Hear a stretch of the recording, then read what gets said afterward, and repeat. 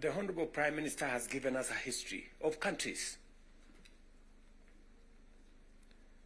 I will add to that list 2 countries. Singapore and Kenya were the same countries 60 years ago. Malaysia and Kenya were the same 60 years ago. But today, we play in different leagues. They have managed to progress to the first world. We are still where we are.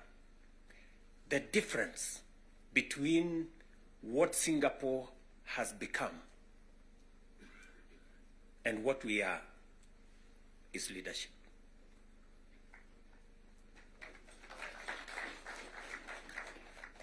And that is the place, ladies and gentlemen, we occupy today.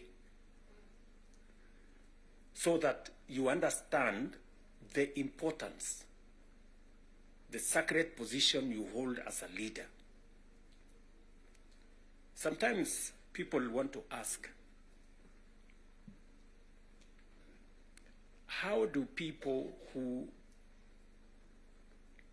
live in different houses, they have their own lives to pursue, but they wake up one morning on an election day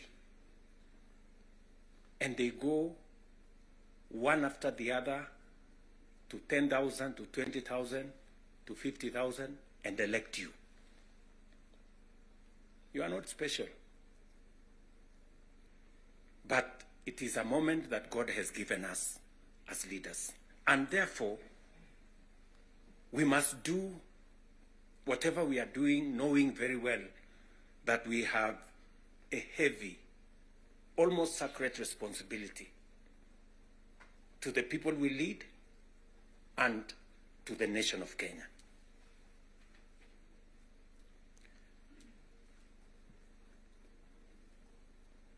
And it is not that we don't know what we should be doing. We all know what we should be doing. It is not that we have shortage of ideas. It is not that we have shortage of what we need to do. In fact, I dare say we have some of the very best ideas. We have very good manifestos all the time. And in fact, if you look at, and I keep referring to this, if you look at the manifesto of Kenya Kwanza and the manifesto of Azimio, the difference is hardly 20-30%. 70% we share what we think should be fixed in Kenya. But politics somehow has taken our country hostage, that we cannot do what we all know we should do.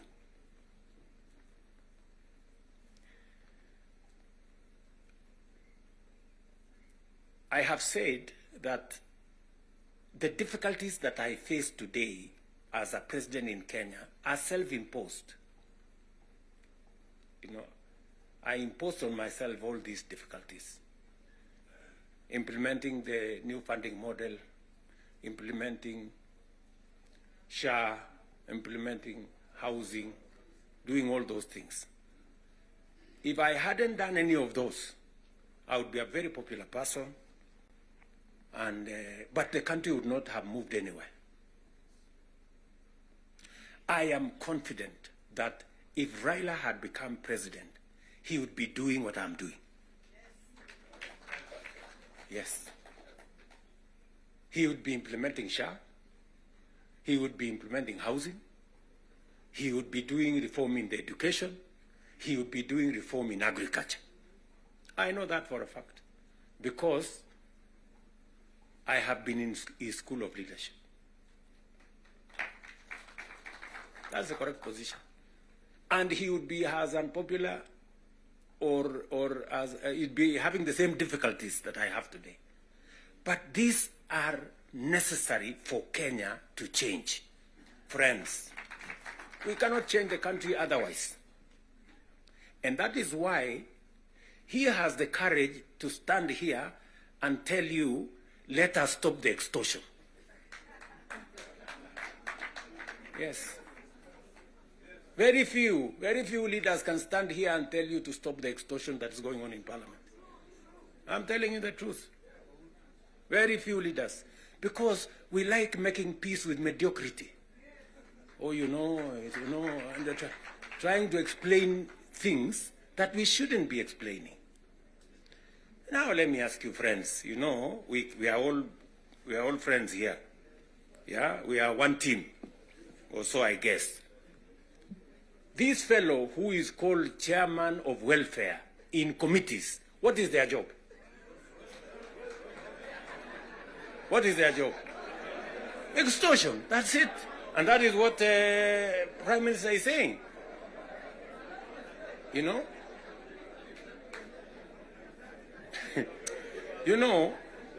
What is Sokohuru? What is Sokohuru? Tell me, what is, you know Sokohuru?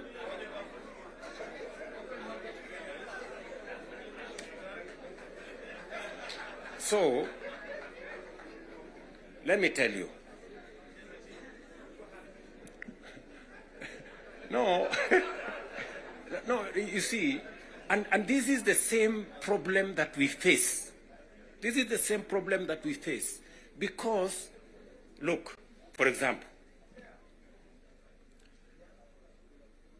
we passed the law that we all know, friends, we all know the problems we go through with fundraisings for people who have hospital bills. All of us. In your phones, you have WhatsApp groups. So-and-so has this, this condition, so-and-so has this condition, contribute here. True or not true? Yes. But we don't want to fix it because it's difficult. But I must commend you. I must commend the members of National Assembly and Senate because you took the courage and passed the bills that today is beginning to solve the problem of health in Kenya. It may not happen instantly, but all of you can now see that there is a possibility that we can sort out the challenge of health and health delivery in Kenya. But because we had to be bold, we had to be bold and make the necessary decisions. Today, we are dealing with the crooked hospitals and health professionals who still want to steal from SHA and to steal from our health provision. And we will go after them and we will deal with them. So, what am I saying? I am saying the following. If we have to change Kenya, my friends, we have a historic opportunity today with this broad-based government, we have a historic opportunity to unleash the full potential of Kenya. We all believe, I do, that Kenya is a very great country, this country of ours. There is absolutely no reason why Kenya is not like Singapore. We have what it takes. Let me repeat. We have what it takes to measure up to the countries in the first world. Yes, we do. Yes, we do. But we are playing in the wrong league because leadership, me and you, are refusing to stand up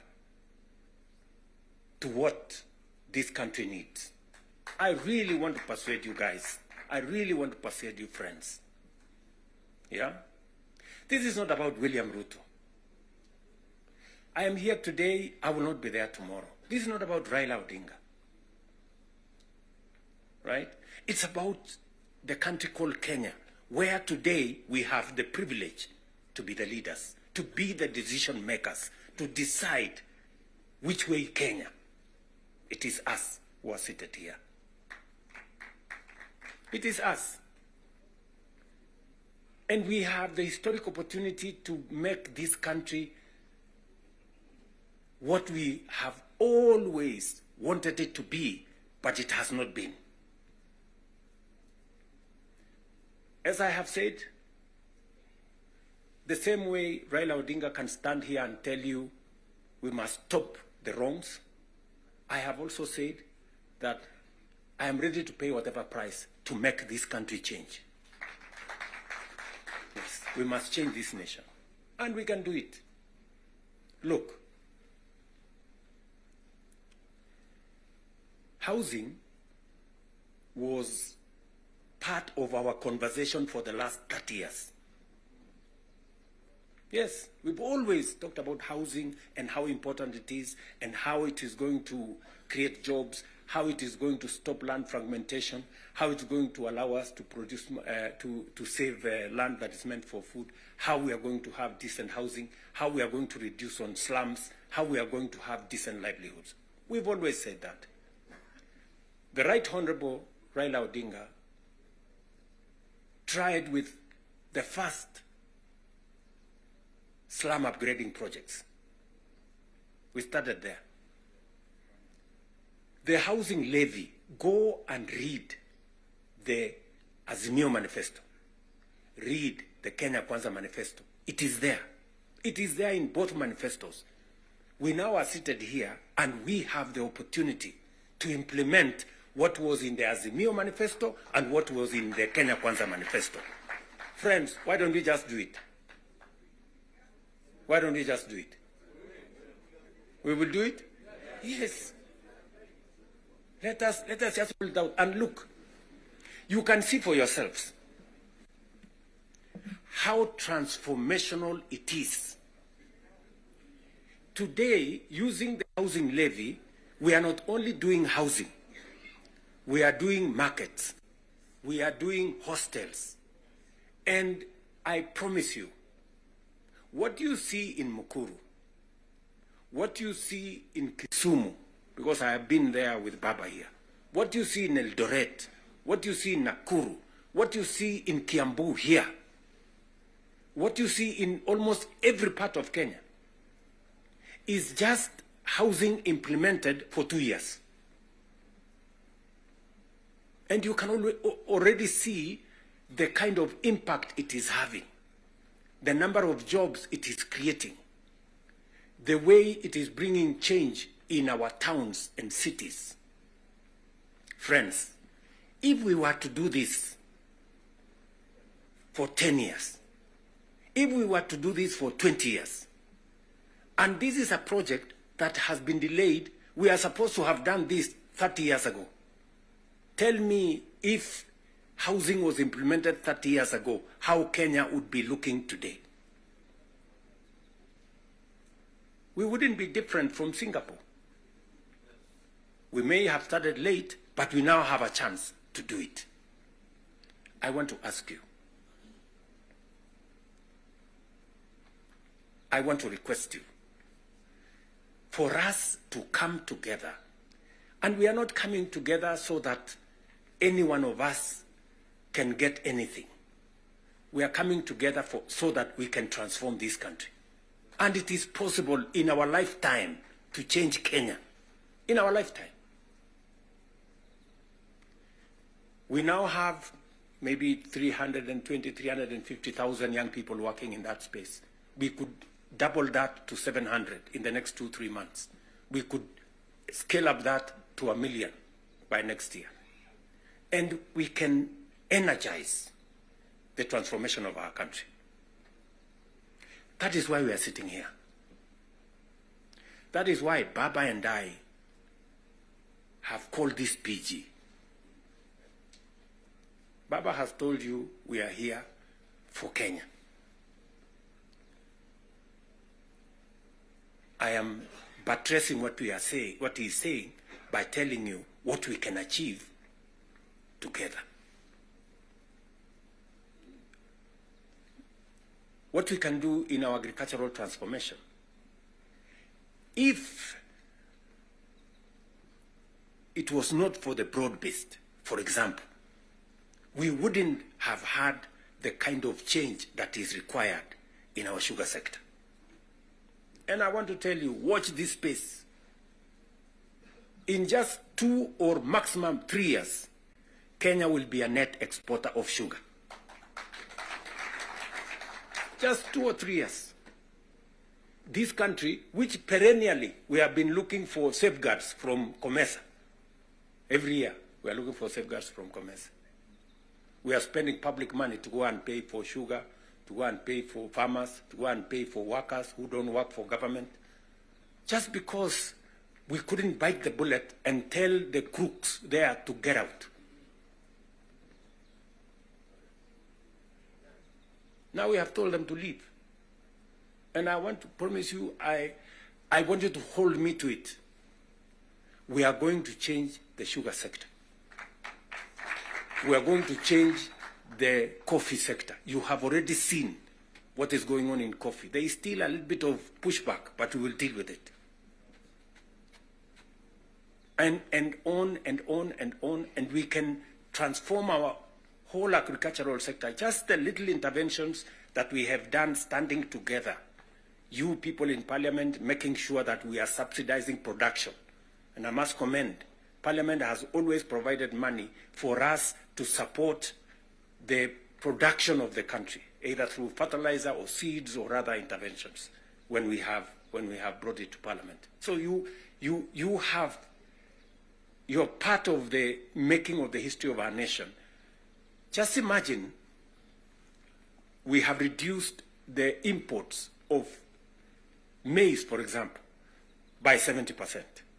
Reduce the imports of sugar by 70%.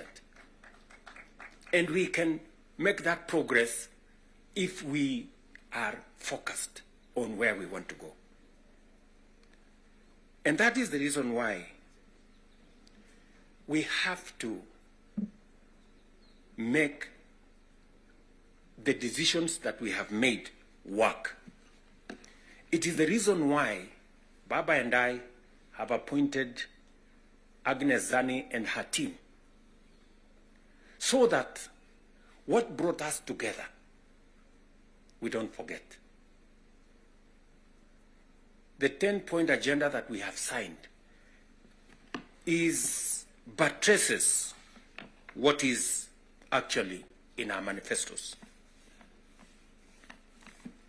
The NADCO report, we all know what it is supposed to achieve.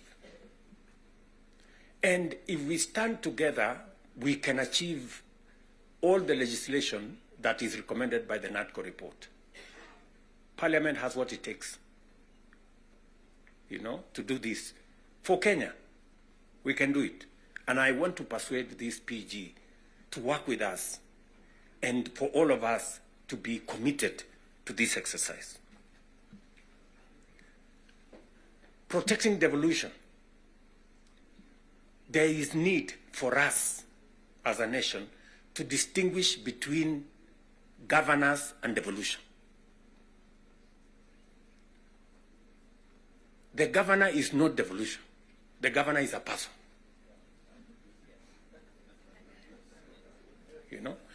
Devolution is about the people. It is not about the governor. And we can deal with the governor without disrupting devolution, if there is need to.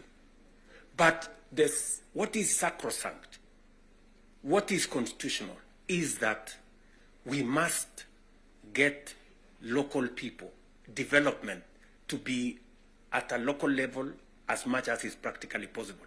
I agree with the Right Honorable Raila Odinga, because I was in Parliament when NGCDF was passed. And the principle was right, because there wasn't any meaningful resources getting to the grassroots. And the big push for devolution in the constitution-making process was 3 principles: making sure that resources get to the grassroots, making sure that there is representation at the grassroots, and making sure that accountability is also at the grassroots. So we need a conversation. You know, there are legitimate concerns on how resources are being spent at the counties. There is. We cannot also run away. There is legitimate concern. Let me ask, for example, the latest Sokohuru in the Senate.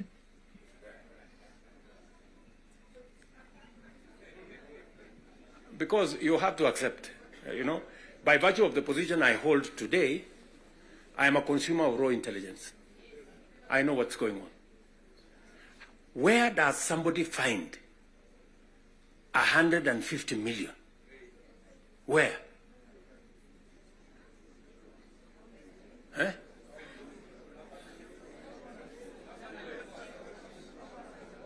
Is that his money? That is money that belongs to the county.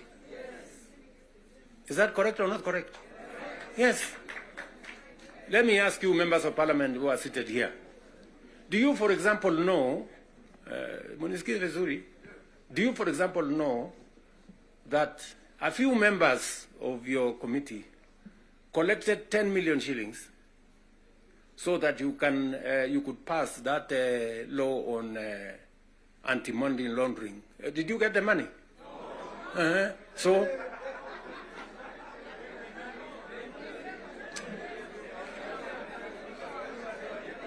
So, going forward, si tunataka tukubaliane, si we are one team. Yes, there are people who are destroying the credibility of Parliament. And they are collecting money in the name of Parliament.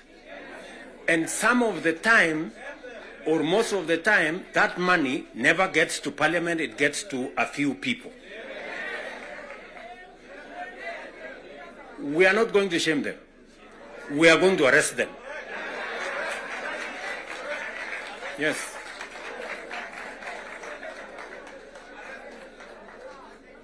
Do we agree? Do we agree? Yes. Whoever is giving and whoever is being given and whoever is doing whatever it is, we sort them out.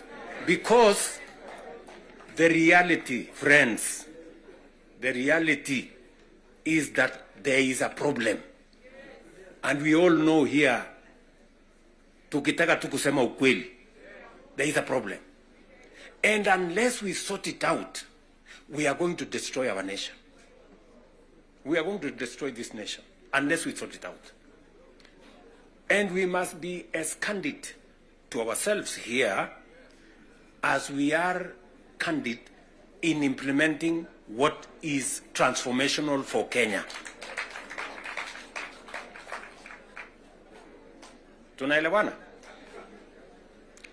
Now, let me say this.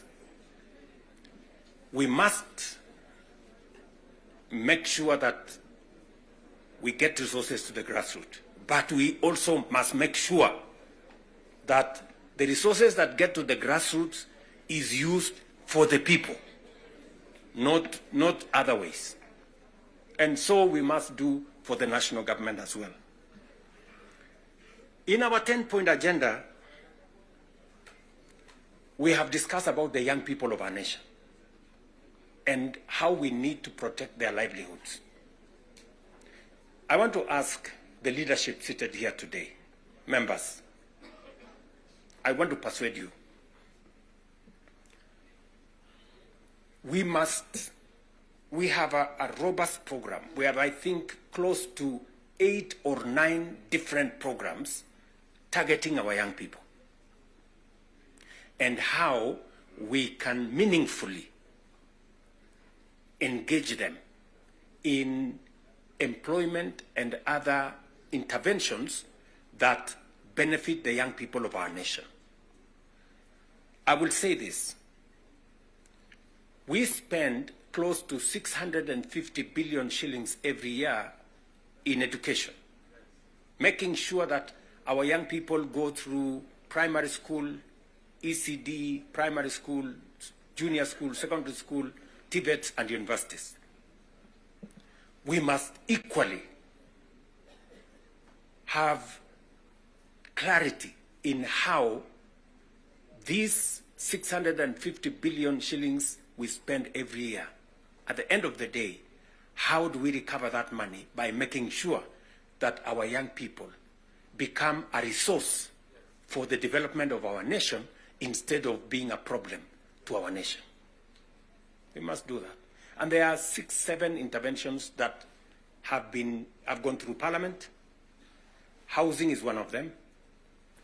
Export of labor is another one.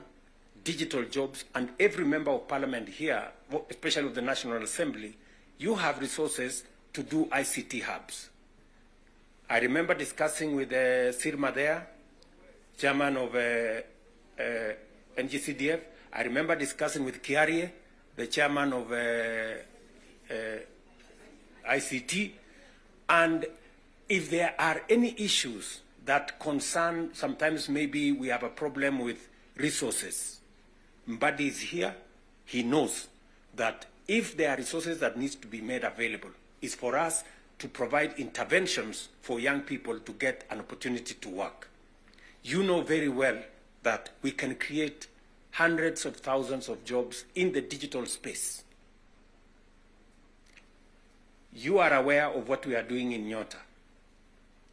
You are aware of what we are doing in KJet. And if you don't, we should be able to explain to you so that you become part of the people, because you speak to hundreds of thousands of people every weekend, every day, as you go about your responsibilities, how they can tap into these opportunities and create livelihoods for the young people of our country so that they too can make a contribution towards making Kenya what we all want it to be.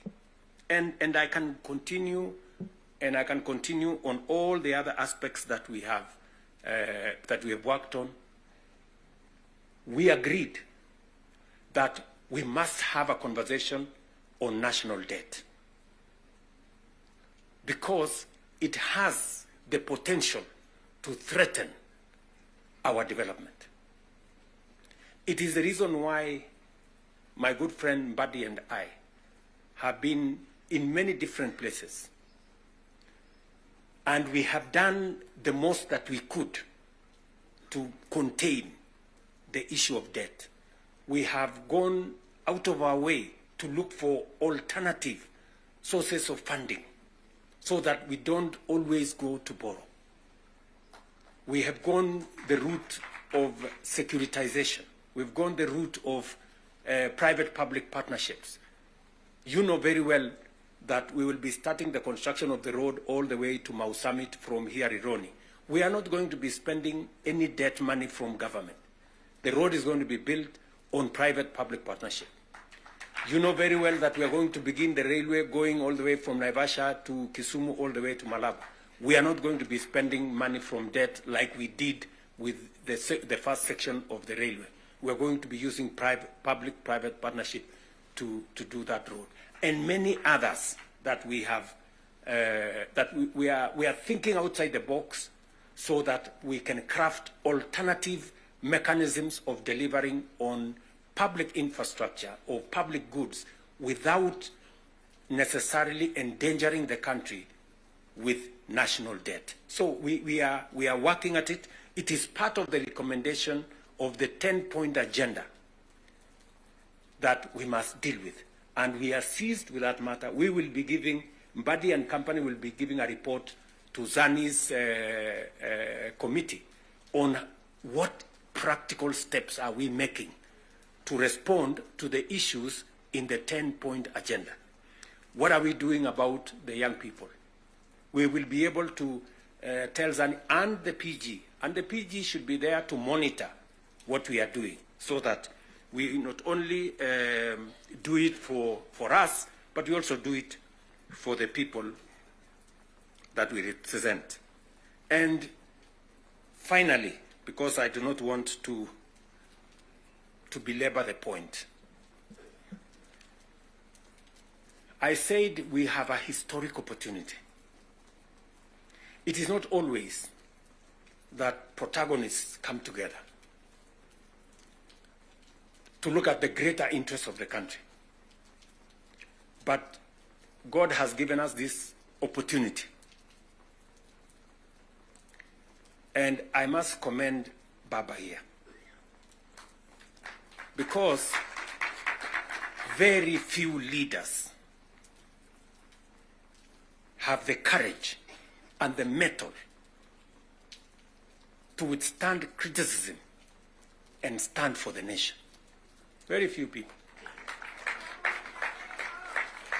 Very few people. Many people look for what is convenient, what is popular, even if it is wrong, and they want to pander to it.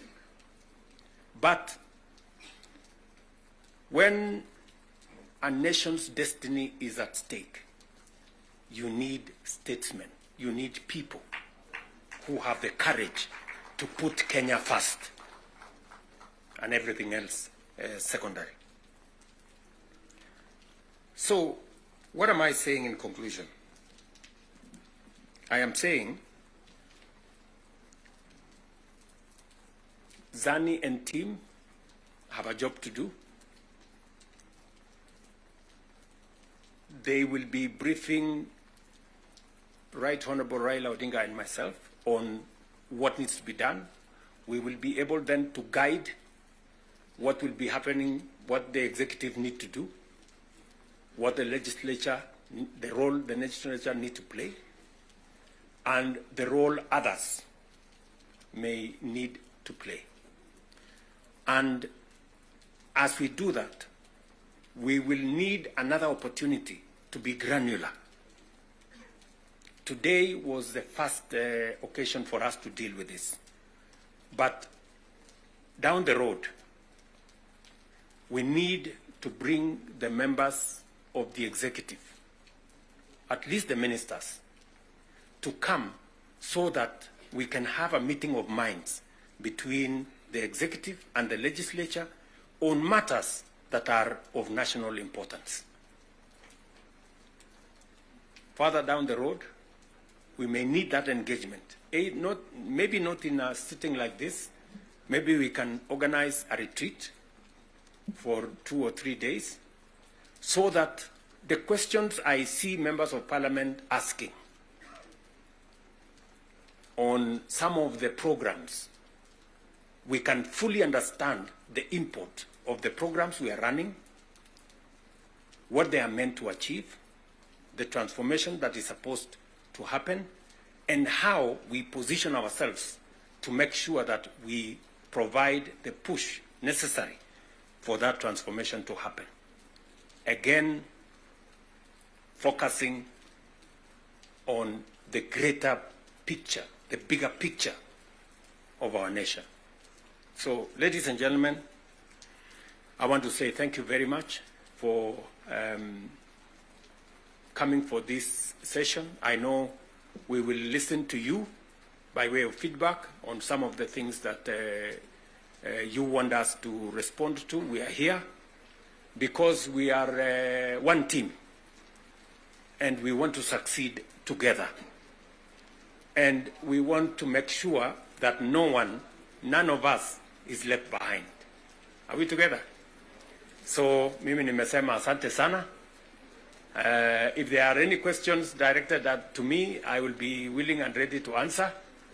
If there are some directed to any one of us here, we will be able to answer.